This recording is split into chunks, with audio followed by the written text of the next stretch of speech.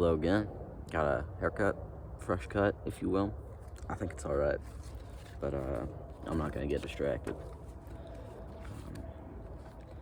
Man, woman, child, lover, brother, mother. They are all fundamentally different, but fundamentally the same. All with ambition, hope, desire. All with problems and dreams of the day when things will be better. The man, an artist, a dreamer, his ambition is to share his work with the world, to prove he exists as more than just the thoughts in his head. Because right now he is alone. He dreams of a day where eyes besides his own will see his creations and smile. Congratulatory words are appreciated but not expected. The woman, the skeptic. Words from others go in her ear and out the other. She reads and writes and listens with no issue, but understanding eludes her. She does not connect. She does not feel like she is one of them. Her arms are full of dictionaries, journals, and translators. She will pore over them with thinly disguised agony for hours. Make it make sense to her. The child is a fountain. He bars himself in his room and lets the tears pour. He buries himself under his pillows and blankets and prays for the world to leave him alone. His father and mother yell and argue a length of drywall away. He hopes his sobs will one day drown out their angry sounds. The lover is a dreamer too, with a world of possibility in their eyes. They see their lover, the most beautiful person to have ever graced the earth, full of potential and opportunity to do great things. The lover is drawn like a moth to a lamplight. They want nothing more than to make them happy, to pull their lover from the bed they rot in and tell them with conviction that it will all be okay in the end. The brother is firm and valiant like a knight in armor, and protective and aggressive like a rabid dog. With a mouthful of foam, he spits and bites to protect the people he loves, but it kills him. Each lurch he takes pulls his leash a little tighter. He is choking for the ones he loves, and they would not do the same for him. Mother, beloved mother, the matriarch, the one who brings life to wherever she steps. Her sons smile at her when she enters the room. Her husband kisses her on the cheek, but her past haunts her. Before she'd earned her title, she was killed. Only a shell remained. Bits of who she used to be remain, but in the decades between then and now, no glue was ever strong enough to piece them back together.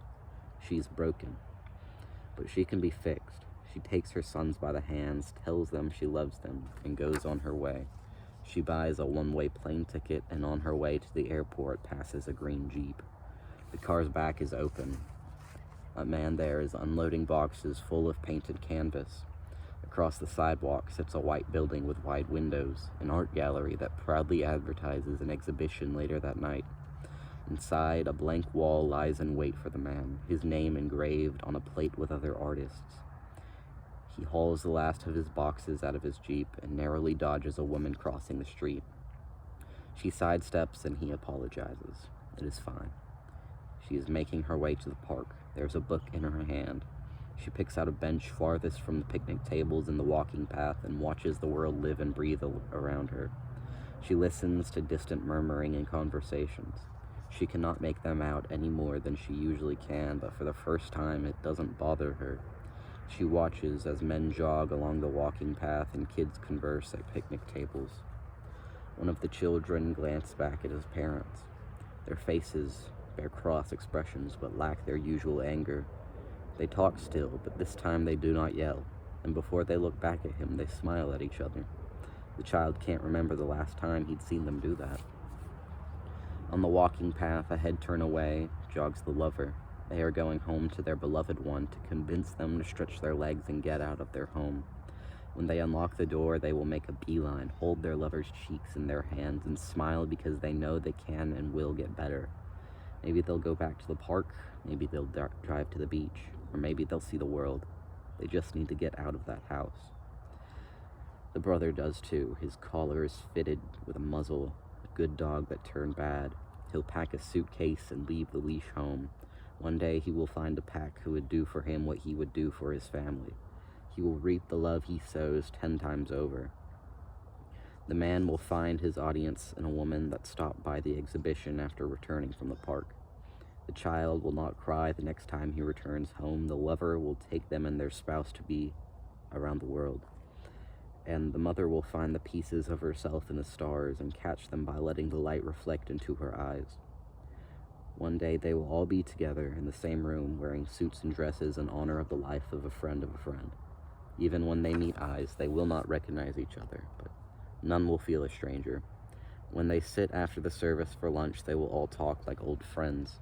The brother looks an awfully lot like the mother's sons, and the child is so quiet. How is the schooling going? The lovers went on such a trip. What did they see? Alive, living and breathing people, distinct, unique, and similar. Paths that only cross a handful of times, but still more than enough to be profound. The roots of an ancient oak that intertwine and link together, all separate, all together. Never lonely, because there could never be such a thing. Thank you.